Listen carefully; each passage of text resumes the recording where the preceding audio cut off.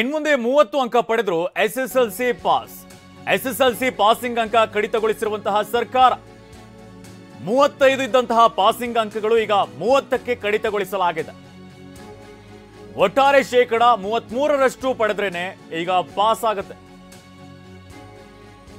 625ಕ್ಕೆ 206 ಅಂಕ ಪಡೆದ್ರೆ ಎಸ್ಎಸ್ಎಲ್ಸಿಯಲ್ಲಿ ಪಾಸ್ ಆಗ್ತೀರಾ.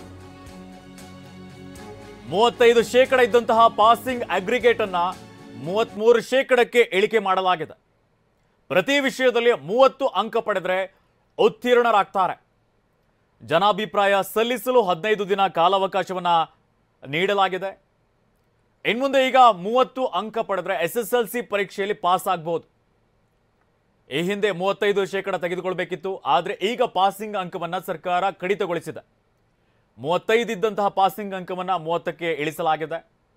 ಒಟ್ಟಾರೆ ಶೇಕಡವಾರು 33ರಷ್ಟು ಪಡೆಯಬೇಕು. 625ಕ್ಕೆ 206 ಅಂಕ ಪಡೆದ್ರೆ ಎಸ್ಎಸ್ಎಲ್ಸಿಯಲ್ಲಿ ಪಾಸ್.